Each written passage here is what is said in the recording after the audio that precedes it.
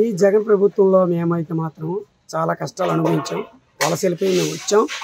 ఇసుకైనా లేకపోతే వగేరే ఏవే వస్తువులైనా కానీ పనివాడికైతే మాత్రం న్యాయం జరగలేదు. అందులో సివిల్ వర్క్లకి అంటే బిల్డింగ్ కార్మికులకి మాత్రము అందరికీ ఇచ్చారు. ఏది అది ఇచ్చారు, ఒక ఏదో నష్టపరిహారం ఇచ్చారు. కానీ బిల్డింగ్ కార్మికులు మాత్రం ఎవరు ఇవ్వలేదు, ఏంటి ఇవ్వలేదు. ఎవరు చావమని చెప్తున్నారు. జగన్ ప్రభుత్వం మాకైతే మాత్రం న్యాయం జరగలేదు. కానీ ఈ ప్రభుత్వం మారాలని మా కోరిక స్వామి. కాకపోతే ఇసుక ఆపినంత మాత్రం మీకు ఏటి వస్తుంది, మీకు డబ్బు వస్తుంది. కానీ మేము నష్టపోతున్నాం.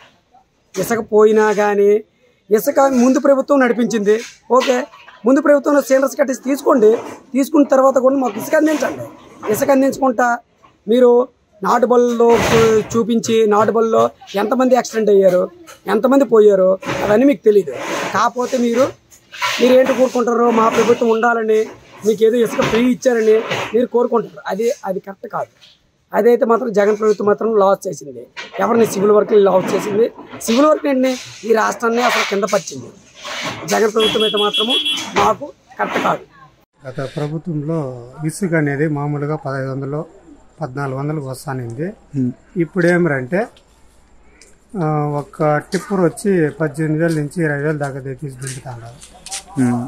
సిమెంట్ గతంలో అయితే 340కే 330 వస్తానండి. ఇప్పుడు 380 రూపాయలు దాకా ఉండాలి. ఇటుక రాయి వచ్చి ఒక 5 ఏళ్ళు ముందుగా గత టీడీపీ ప్రభుత్వం ఉండేటప్పుడు 12,000 నుంచి 14,000 దాకా ఉంది ఇటుక రాయి. ఇప్పుడు ఆల్మోస్ట్ 18,000 నుంచి 20,000 దాకా పోతా ఉంది. సిమెంట్ ఎప్పుడు పెరుగుతుందో ఎప్పుడు తగ్గుతుందో ఒకే రేటు కమ్మీ. ఇంకా స్టీల్ అంతే. ఇంకా మెయిన్ జెల్లీ వచ్చి 2,400 వస్తాను ఒక యూనిట్. ఇప్పుడు 4,200 ఇప్పుడు ఒక యూనిట్ జెల్లీ. మైన్స్ వాళ్ళు ప్రాబ్లం అంటారు, వాళ్ళ ప్రాబ్లం అంటారు, వీళ్ళ ప్రాబ్లం అంటారు, మనకి తెలియదు. దీనివల్ల మీరే విధంగా ఇబ్బంది పడ్డారన్న? కాంట్రాక్ట్ అన్నాక ఇంకా ఇంటికాల వాళ్ళ మీద వేస్తాము, ఇంకొక 40,000 30,000 వేస్తాము. చాలా వరకు తగ్గింది పనులు. అంతకుముందు ఎంతమంది పని చేసేవాళ్ళన్న మీ దగ్గర? రెగ్యులర్గా 20 నుంచి 30 మంది పనిచేస్తున్నారు. ఇప్పుడు 10 నుంచి 15 మంది చేస్తారు. ఓకే. ఈ జగన్మోహన్ రెడ్డి వచ్చాక ఇసుక లేక, పనులు లేక, తిండి లేక ఇతర రాష్ట్రాలు వెళ్ళిపోయి, ఇతర దేశాలు వెళ్ళిపోయి, ఆకలి సాగులు అయిపోయి తాను అయిపోతాను.